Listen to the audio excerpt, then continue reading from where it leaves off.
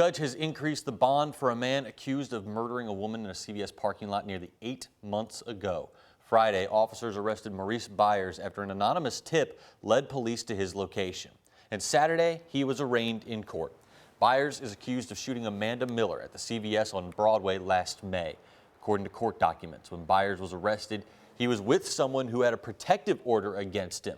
Prosecutors asked the judge to increase Byers' bond because of the charges pending against him. So at this point, I don't believe the bond is set appropriately reflects the totality of his record or the seriousness of the murder charge. I would make a motion to increase this bond to $250,000 full cash plus HIP if possible. Yes, Your Honor. I would object to a bond increase. As previously stated, the public defender's office has been appointed, so Mr. Byers is indigent. He can't post a $100,000 bond. I think increasing that is oppressive. And the judge did raise Byers' bond to $175,000. He's expected back in court on Monday, January 29th. Well, it has been 5 years since the death of 10-year-old Seven Bridges. He died by suicide in 2019.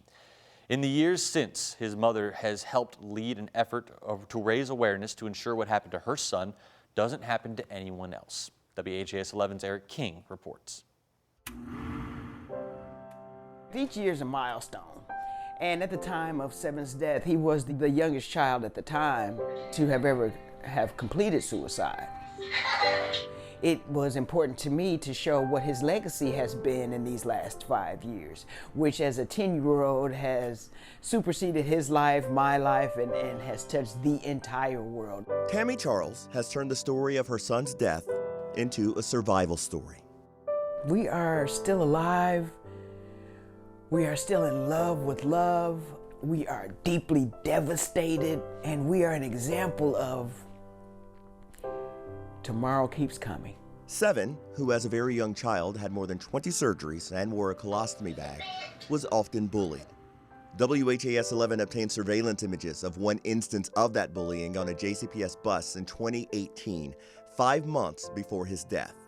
This image shows Seven in a headlock. Come on, Seven. Seven was the 8th student within JCPS to take his own life in the 2018-2019 school year. Less than a week after his death, the district announced plans for a summit on bullying and suicide prevention. And to date, the district has suicide prevention measures in place that exceed state guidelines. A legacy and awareness. And on a national level, Tammy has successfully and painfully helped steer the conversation. So many parents have reached out and said, Tammy, I never would have thought to ask my kid. And when I asked my kid if they were having suicidal thoughts or had they ever, they said yes.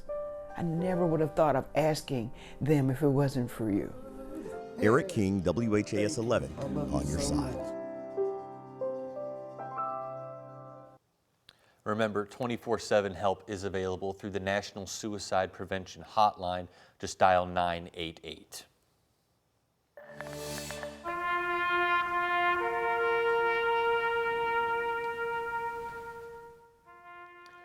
This morning, we're remembering the life and legacy of J. Michael Brown. He was laid to rest Saturday at the Capitol Rotunda in Frankfort.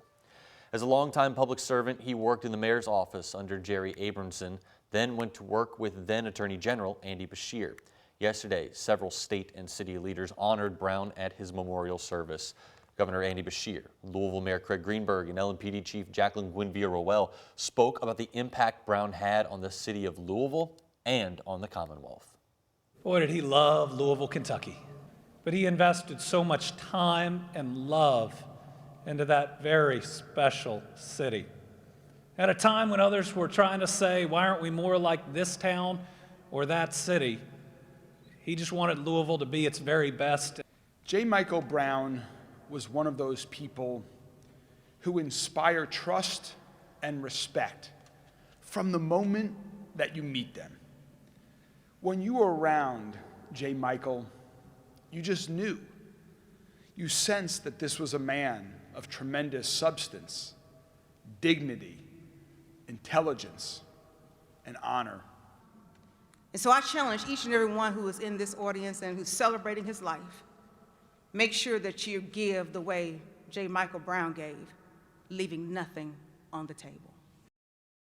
Brown served as a paratrooper in the Vietnam War, and yesterday, Governor Beshear made him an honorary general.